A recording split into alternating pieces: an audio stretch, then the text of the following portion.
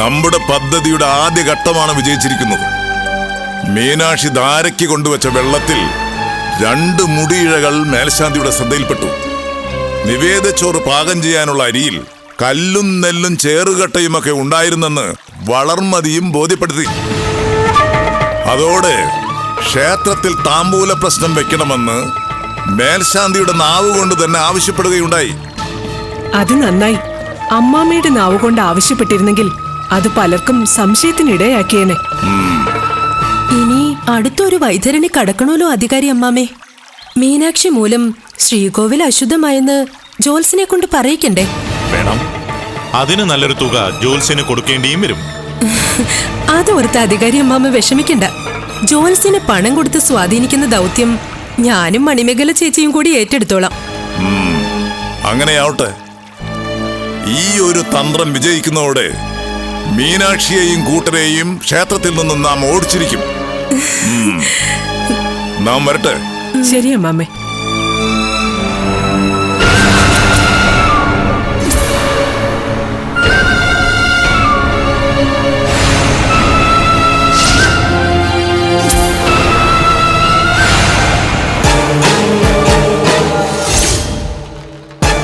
എന്നിട്ട് മീനാക്ഷി ധാരയ്ക്കായി കൊണ്ടുവച്ച വെള്ളം ശ്രീകോവിലേക്ക് എടുത്തപ്പോ അതിൽ നീണ്ട മുടിയിഴകൾ കണ്ടു. ആ വെള്ളം തിരുമേനി അപ്പടി പുറത്തു കൊണ്ടുപോയി ചരിച്ചു കളഞ്ഞു. ഒരിക്കലും പതിവില്ലാതെ മേൽശാന്തി മീനാക്ഷിയോട് ശോഭിച്ച് സംസാരിച്ചു. അവള് വല്ലാതെ വിളറിപ്പോയി. നന്നായി. ഭക്ഷണത്തിൽ മുടിയിഴ കണ്ടെന്ന കാരണത്താൽ പല വിവാഹ ബന്ധങ്ങളും ശിഥിലമായ കഥ കേട്ടിട്ടുണ്ട്. ഭഗവാന്റെ ധാരക്കുള്ള വെള്ളത്തിൽ മുടിയിഴ കാണുന്നത് വിശ്വാസികളെ സംബന്ധിച്ചിടത്തോളം കൊടിയ അപരാധമാണ് ശിവഗാമി. തികഞ്ഞ അശ്രദ്ധ, ദൈവനിന്ദ, ദൈവം വിളിപ്പുറത്തുണ്ടെന്ന അഹന്ത. ഈ കുറ്റങ്ങളൊക്കെ മീനാക്ഷിയുടെ മേൽ ചുമത്തപ്പെടും. മാത്രമോ, നിവേദ്യം പാകം ചെയ്യാൻ വേണ്ടി മീനാക്ഷി കഴുകിവെച്ച അരിയിൽ അപ്പടി കല്ലും കട്ടയും നെല്ലുമാണെന്ന് വളർമതി തെളിവ് സഹിതം തിരുമേനിയെ ബോധ്യപ്പെടുത്തുകയും ചെയ്തു.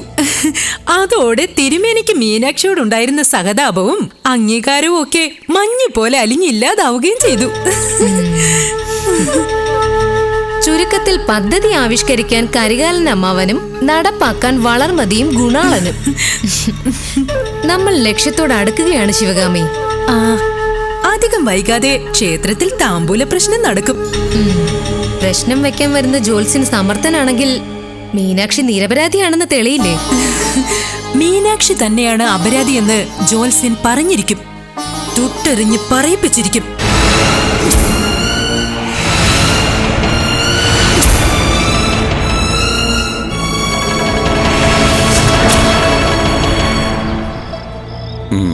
താമ്പൂല പ്രശ്നം അത് വളരെ ദൈവീകമായൊരു പ്രവൃത്തിയാണ്. എൻ്റെ ഉപജീവന മാർഗവും. എത്രയോ മഹാക്ഷേത്രങ്ങളിൽ താമ്പൂല പ്രശ്നം നടത്തി സത്യസന്ധമായി ഫലം പ്രഖ്യാപിച്ച് പാരമ്പര്യമുള്ളവനാ ഞാൻ വ്യാജപ്രവചനം നടത്തില്ല കുട്ടികളെ.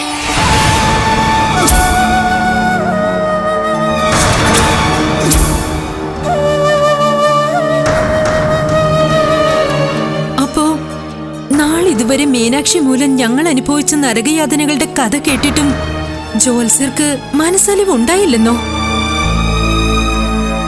അടിച്ചു തളിക്കാരിയുടെ അശ്രദ്ധ മൂലം ഭഗവാന് കടുത്ത അപ്രീതിയുണ്ട് എന്നൊരു വാചകം മാത്രം പറഞ്ഞാ മതി. ഞങ്ങളെ രക്ഷിക്കാൻ അങ്ങേക്ക് മാത്രമേ കഴിയൂ. കൈയൊഴിയരുത് ജോത്സ്യരെ.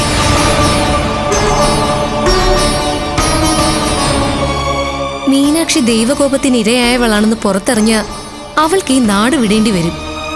എന്റെയും മുറച്ചെറുക്കന്റെയും വിവാഹം നടക്കും. അതോടെ ശിവഗാമിയുടെ മംഗല്യവും നടക്കും. അങ്ങയുടെ വാക്കുമൂലം 3 പേരുടെ ജീവിതം രക്ഷപ്പെടുമെങ്കിൽ അത് മഹാപുണ്യമല്ലേ ജോത്സ്യരെ? ഞങ്ങളെ അങ്ങ് കൈ ഒഴിയരുത്. കാല് പിടിച്ച് അപേക്ഷിക്കുക. അങ്ങ് ഇത് സ്വീകരിക്കണം.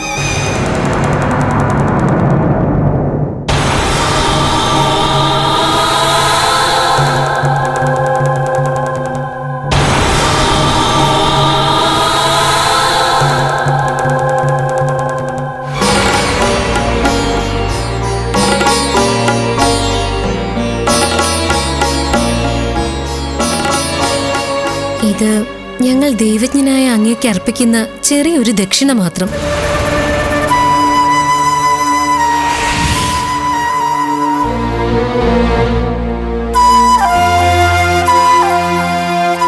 എന്റെ ഒരു വാക്കുമൂലം നിങ്ങൾക്കിരുവർക്കും ഇഷ്ടപ്പെട്ട വിവാഹ ജീവിതം ഉണ്ടാകുമെങ്കിൽ നിങ്ങൾ പറഞ്ഞ പ്രകാരം തന്നെ ഞാൻ ഫലം പ്രവചിച്ചോളാം.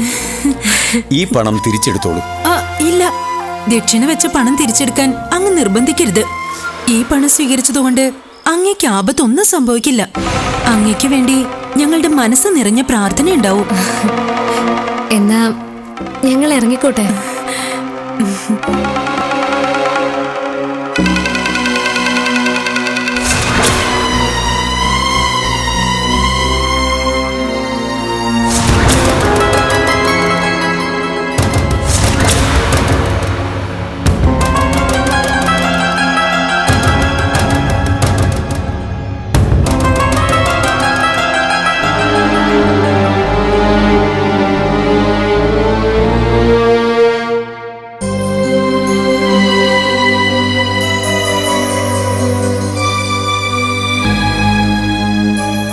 മീനാക്ഷി, ഇന്നല്ലേ ക്ഷേത്രത്തിൽ താമ്പൂല പ്രശ്നം നടക്കുന്നത്? ക്ഷേത്രത്തിലേക്ക് ഞങ്ങളും വരുന്നു. എന്താണ് ജ്യോത്സ്യന്റെ പ്രവചനം അറിയണമല്ലോ. കരികാലനും കൂട്ടരും ഈ താമ്പൂല ജ്യോത്സ്യനെയും പണം കൊടുത്ത് സ്വാധീനിച്ചിട്ടുണ്ടോന്ന് ആർക്കറിയാം?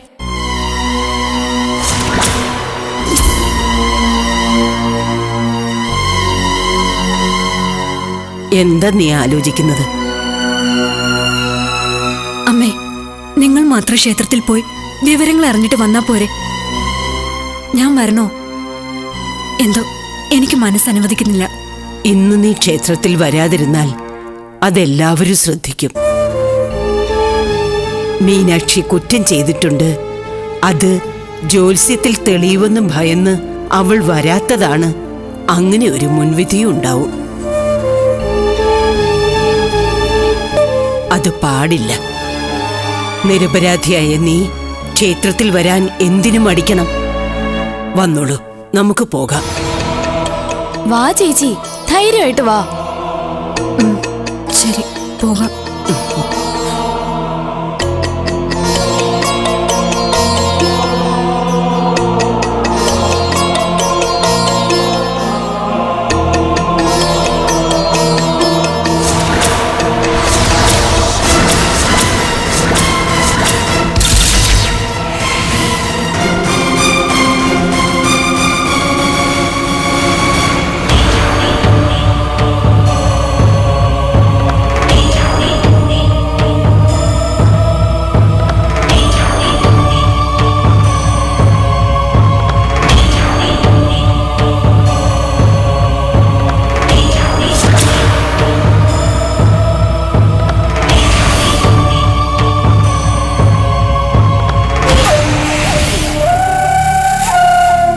താമ്പൂല പരിശോധനയിൽ കണ്ടതായ ഫലം പറയാം. ഭഗവാൻ കടുത്ത അപ്രീതിയില.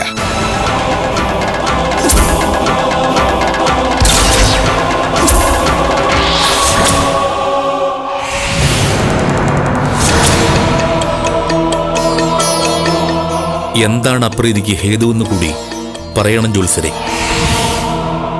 ശ്രീകോവിലിൽ അശുദ്ധി സംഭവിച്ചിരിക്കുന്നു.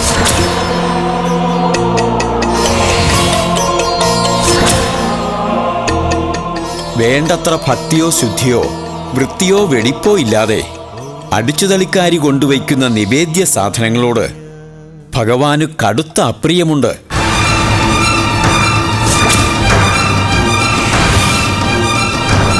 അശുദ്ധമായ നിവേദ്യങ്ങൾ ഭഗവാൻ ആഹരിക്കുന്നില്ല എന്നും താമ്പൂല പരിശോധനയിൽ തെളിയുന്നുണ്ട്.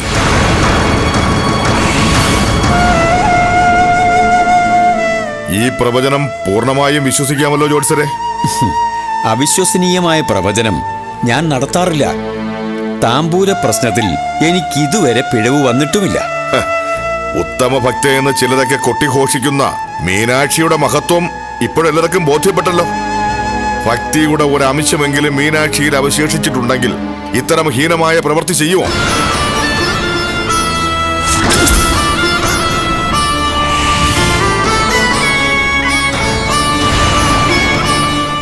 ആട്ടെ, എന്താ മേൽശാന്തിയുടെ അഭിപ്രായം? മീനാക്ഷി എന്ത് ചെയ്താലും ഭഗവാൻ അപ്രീതി ഉണ്ടാക്കുന്ന ഒരു പ്രവൃത്തിയും ഇവൾ ഒരിക്കലും ചെയ്യില്ല.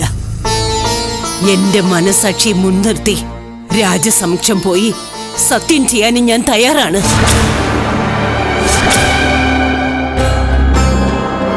ഓ, താമ്പൂല ജ്യോത്സ്യത്തെക്കാൾ വലിപ്പമോ വള്ളിയമ്മയുടെ മനസാക്ഷിക്ക്?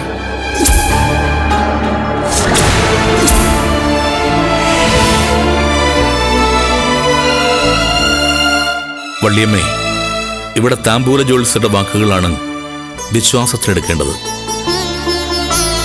ഇവിടെ നമുക്കും അതിനെ കഴിയൂ. അധികാരി അദ്ദേഹം മീനാക്ഷിയുടെ മേൽ നടപടി സ്വീകരിച്ചുള്ളൂ. ഭക്തശിരോമണിയാണ് മീനാക്ഷി എന്ന് പ്രകീർത്തിക്കുന്ന മേൽശാന്തിക്കും ഇപ്പൊ മനസ്സിലായി മീനാക്ഷിയുടെ മുടിഞ്ഞ ഭക്തി പാരാമ്യം. കടന്നു പൊയ്ക്കൊള്ളുക. ഈ നാടിന് തന്നെ ശാപമായ നീ മേലിൽ ക്ഷേത്രത്തിൽ പ്രവേശിക്കരുത്. മീനാക്ഷിയോടൊപ്പം സഹവസിക്കുന്നവർക്കും ഈ നിരോധനം ബാധകമായിരിക്കും. കടന്നു പൊയ്ക്കൊള്ളുക.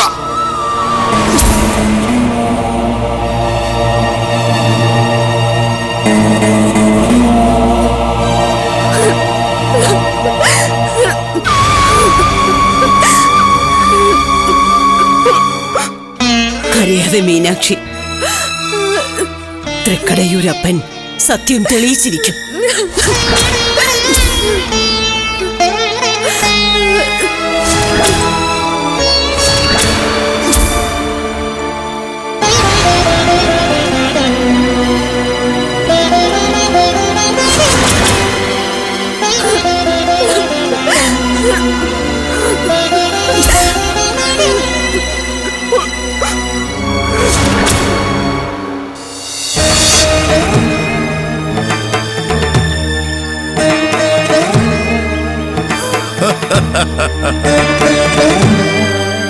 മീനാക്ഷിയെ എന്നേക്കുമായി ക്ഷേത്രത്തിൽ നിന്നും നാം പുറത്താക്കി കഴിഞ്ഞു. ഇനി മീനാക്ഷി മാത്രമല്ല, ആ വള്ളിക്കിളവിയും കരിമൊഴിയും ഒന്നും ക്ഷേത്രത്തിൽ വരാൻ പോകുന്നില്ല. എന്താ, ഭൈരവിക്കും ശിവകാമിക്കും തൃപ്തിയായില്ലേ? തീർത്താൽ തീരാത്ത നന്ദിയുണ്ട് അമ്മാമ്മേ. ഞങ്ങൾ ക്ഷേത്രത്തിലേക്ക് വരാൻ പാടില്ല എന്ന് അമ്മാമ്മ വിലക്കിയതുകൊണ്ടാ ഞങ്ങൾ ഇവിടെ കാത്തുനിന്നത്. നിങ്ങൾ ക്ഷേത്രത്തിലേക്ക് വരരുതെന്ന് വിലക്കിയതിന് കാരണമുണ്ട്. നമ്മൾ ഇടയ്ക്കിടയ്ക്ക് ക്ഷേത്രത്തിൽ വെച്ച് തമ്മിൽ കാണുന്നുണ്ടെന്ന് മറ്റുള്ളവർ മനസ്സിലാക്കിയാൽ അത് സംശയത്തിനിടയാക്കും. പൂജാപദാർത്ഥങ്ങൾ അശുദ്ധമാക്കിയതും ജ്യോത്സ്യനെ കൊണ്ട് മീനാക്ഷിയെ കുറ്റക്കാരിയാക്കിയതുമൊക്കെ നമ്മുടെ ഒത്തുകളിയാണെന്ന് മേൽശാന്തിക്ക് മനസ്സിലായില്ലേ? ശരിയാണ് അധികാരി മാമേ. മീനാക്ഷിയെ ഏറെ വിശ്വാസത്തിലെടുത്തിരുന്ന മേൽശാന്തിയെ കൊണ്ട് തന്നെ താമ്പൂല പ്രശ്നം നടത്തണമെന്ന് പറയിച്ച അവസ്ഥയിലേക്ക് കാര്യങ്ങൾ എത്തിച്ച അധികാരി മാമയ്ക്ക് എത്ര നന്ദി പറഞ്ഞാലും മതിയാവില്ല. അല്ലേ ഭൈരവി ചേച്ചി? നമ്മുടെ അനന്തരവൾ ഭൈരവിയുടെ ശത്രുക്കളാണ് വള്ളിയും കനിമൊഴിയും. അവർക്ക് ഈ മണ്ണിലെ ശക്തമായ ബലമായിരുന്നു മീനാക്ഷി. അവൾ തളർന്നപ്പോൾ ഭൈരവിയുടെ ശത്രുക്കളും തളർന്നു. ഒപ്പം ശിവകാമിയുടെയും മണിമേഖലയുടെയും ആഗ്രഹങ്ങളും സാധിച്ചെന്ന് മാത്രം. അതിന് പ്രത്യേകം നന്ദി പറയേണ്ട കാര്യമില്ല ശിവകാമി. നിങ്ങളുടെ ശത്രുക്കൾ ക്ഷേത്രത്തിൽ നിന്നും പുറത്തായി. ഇനി അവരെ എങ്ങനെ കൈകാര്യം ചെയ്യണമെന്ന് നിങ്ങൾ തന്നെ തീരുമാനിക്കും.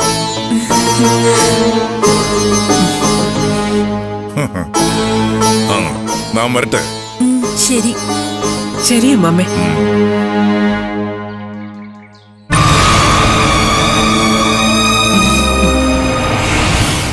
ചേച്ചി, പച്ചയമാൽ ജ്യേഷ്ഠം പുറപ്പെട്ടു പോയിട്ട് കാലം എത്രയായി? ഒരു വിവരം അറിയുന്നില്ലല്ലോ. ഒന്ന് അന്വേഷിച്ചു പോയാലോ? എന്തിനാ? പച്ചയമാലിനെ കൂട്ടിക്കൊണ്ടുവന്ന് മീനാക്ഷിയോടൊപ്പം പാർപ്പിക്കാനോ? അതോ ചേച്ചിയും മുറച്ചെറുക്കനും തമ്മിലുള്ള വിവാഹബന്ധം നടത്തിക്കാനോ? ഇത് രണ്ടും നടക്കുന്ന കാര്യമല്ല. ജ്യേഷ്ഠന്റെ അവസ്ഥ എന്താണെന്നെങ്കിലും അറിയല്ലോ. വേണ്ട, ആ ചതിയന്റെ അവസ്ഥ എന്തോ ആയിക്കോട്ടെ, നീ അത് അന്വേഷിക്കാൻ പാടില്ല. അഥവാ നീ അയാളെ കണ്ടുമുട്ടി ഇവിടുത്തെ അവസ്ഥകളൊക്കെ വിവരിച്ച അയാൾക്ക് മീനാക്ഷിയോട് സഹതാപം തോന്നിയാലോ? തിരിച്ചു വന്ന് മീനാക്ഷിയോട് സഹകരിച്ചുള്ള ഒരു ജീവിതം ആരംഭിച്ചാലോ? അതുകൊണ്ട് അത് പാടില്ല. ചേച്ചിക്ക് അയാളെ ഈ ജന്മം കിട്ടാൻ പോകുന്നില്ല. സ്വന്തം ഭാര്യ അയാൾ ഒത്തു ജീവിക്കാനും പാടില്ല. തൊഴുത്തിലെ നായയുടെ സ്വഭാവം. അഴകേശ,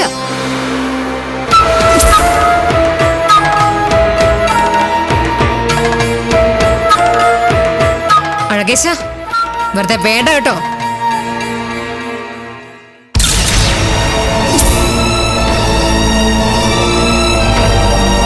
ചേച്ചി,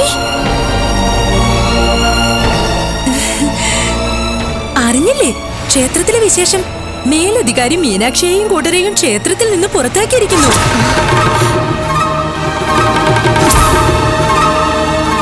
ശുദ്ധിയും വൃത്തിയും ഇല്ലാതെ അലക്ഷ്യമായി മീനാക്ഷി ചെയ്യുന്ന അടിതളി പണിയിൽ ഭഗവാൻ കടുത്ത കോപിഷ്ഠനാണെന്ന് താമ്പൂല പ്രശ്നത്തിൽ തെളിഞ്ഞിരിക്കുന്നു. അതിനെ തുടർന്നാണ് മേലധികാരിയുടെ നടപടി. ആശ്വാസമായി. മഹാദേവൻ വെളിപ്പുറത്തുണ്ടെന്ന് കേൾവിപ്പെട്ടവൾക്ക് ഇപ്പൊ മഹാദേവന്റെ അതൃപ്തി നേടിയവളെന്ന ദുഷ്കീർത്തി. ക്ഷേത്രത്തിൽ നിന്ന് പുറത്തായതോടെ അവക്ക് കണ്ടകശനി ആരംഭിച്ചു കഴിഞ്ഞു.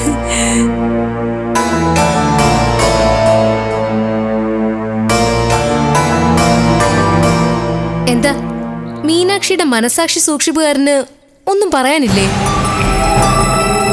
മീനാക്ഷി ആരോ അപകീർത്തിപ്പെടുത്തുകയാണെന്ന കാര്യത്തിൽ എനിക്കൊരു സംശയമില്ല. എപ്പോഴൊക്കെ മീനാക്ഷി പരുങ്ങലിലായിട്ടുണ്ടോ അപ്പോഴൊക്കെ ഭഗവാൻ അവളെ കരകയറ്റിയിട്ടുമുണ്ട്.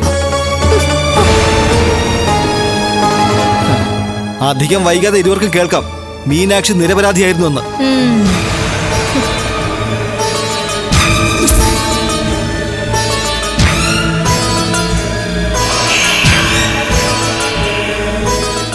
ഇവൻ ഈ ജന്മം നന്നാവാൻ പോകുന്നില്ല. ആട്ടെ, മീനാക്ഷിക്ക് ദൈവകോപം ഉണ്ടെന്ന് ജോൾസിനെ കൊണ്ട് കളവ് പറയിച്ചതല്ലേ? സംശയമുണ്ടോ? എന്ത് അശുദ്ധമാക്കിയാലും ഭഗവാന്റെ നിവേദ്യ സാമഗ്രികൾ മീനാക്ഷി അശുദ്ധമാക്കില്ലെന്ന് നമുക്കറിയാലോ. രണ്ടു പണക്കിഴിക്കെട്ട് അങ്ങോട്ട് എറിഞ്ഞപ്പോ ജോൾസിന്റെ വെറ്റിലയിൽ ശുദ്ധി അശുദ്ധിയായി ഭവിച്ചു.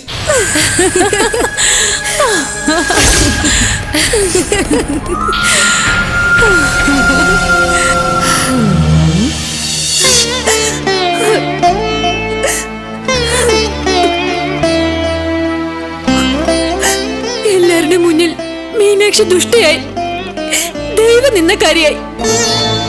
എനിക്ക് മാത്രമല്ല, ഞാൻ മൂലം നിങ്ങൾക്കാർക്കും ക്ഷേത്രത്തിൽ പ്രവേശിക്കാൻ കഴിയില്ലല്ലോ എന്ന് ഓർക്കുമ്പോഴാ എനിക്ക് സങ്കടം. വിഷമിക്കാതെ മീനാക്ഷി, നമ്മുടെ കുടിലിന്റെ മുറ്റത്തുമുണ്ടല്ലോ ഒരു ചെറിയ ക്ഷേത്രവും വിഗ്രഹ പ്രതിഷ്ഠയും ഒക്കെ. നമുക്ക് നമ്മുടെ സങ്കടങ്ങൾ അവിടെ സമർപ്പിക്കാം. പറഞ്ഞു കേട്ടിടത്തോളം ആ ജോൽസിന് പണം കൊടുത്ത് സ്വാധീനിച്ച് വ്യാജഫലം പറയിപ്പിച്ചതാണ് വള്ളിയമ്മേ. എത്രയും പെട്ടെന്ന് സത്യം പുറത്തു വരുമെന്ന് എന്റെ മനസ്സ് മന്ത്രിക്കുന്നു. ജോത്സ്യം ഫലം പറയുമ്പോ ചിലരുടെ മുഖഭാവം ഞാൻ പ്രത്യേകം ശ്രദ്ധിച്ചു മുത്തശ്ശി. കുറ്റം ചെയ്തത് അവരാണെന്ന് അവരുടെ മുഖം വിളിച്ചു പറയുന്നുണ്ടായിരുന്നു.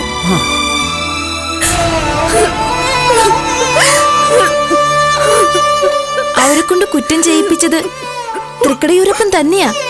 ആ കുറ്റം മീനാക്ഷി ചേച്ചിയുടെ തലയിൽ കെട്ടിവെച്ചതും ഭഗവാൻ തന്നെയാ. എന്താ കുട്ടി ഇത്? ഭഗവാനെ കുറ്റം പറയുന്നോ? മുഴുവൻ കേക്കമ്മേ. ഭഗവാൻ ചേച്ചിയെ നന്നായിട്ടൊന്ന് പരീക്ഷിച്ചതാ. ഇനി അമ്മ നോക്കിക്കോ, കള്ളം പറഞ്ഞ ആ ജോത്സ്യൻ തന്നെ സത്യം പറഞ്ഞിരിക്കും. ഭഗവാൻ പറയിപ്പിച്ചിരിക്കും. പിള്ളവായിൽ കള്ളമില്ല മീനാക്ഷി. പൂങ്കൊടി പറഞ്ഞതുപോലെ തന്നെ സംഭവിച്ചിരിക്കും. അധികകാലം നിന്നെ ദൈവനിന്ദയുള്ളവളാക്കാനും ക്ഷേത്രത്തിനു പുറത്തു നിർത്താനും ഭഗവാൻ സമ്മതിക്കില്ല. എന്റെ നെഞ്ചെരിഞ്ഞ കണ്ണീർ ഭഗവാൻ കാണുന്നുണ്ട്. അതേ ഉള്ളൂ ഒരു ആശ്വാസം. ശംഭോ മഹാദേവ.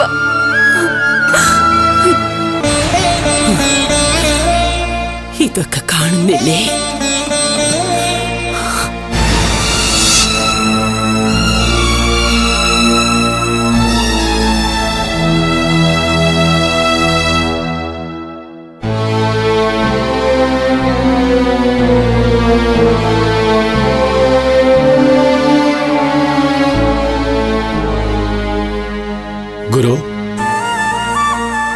അങ്ങ് എന്താ ആലോചിച്ചുകൊണ്ടിരിക്കുന്നത്?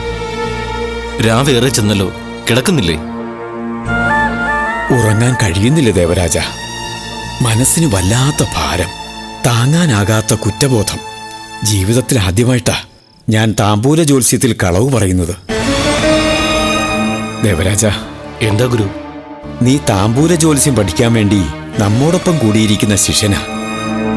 കളവായി ഫലം പറഞ്ഞ ഗുരുവിനോട് നിനക്ക് പുച്ഛം തോന്നുന്നില്ലേ? ഇല്ല ഗുരു, വിവാഹപ്രായം കഴിഞ്ഞ 2 പെൺകുട്ടികളുടെ ആഗ്രഹ സഫലീകരണത്തിനല്ലേ അങ്ങത് ചെയ്തത്. അതോർത്ത് അങ്ങ് വിഷമിക്കണ്ട. എന്തോ വല്ലാത്ത കുറ്റബോധം എന്നെ വേട്ടയാടാൻ തുടങ്ങിയിരിക്കുന്നു. അങ്ങ് ദയവായി പോയി കിടക്കൂ, എല്ലാത്തിനും പരിഹാരം ഉണ്ടാവും.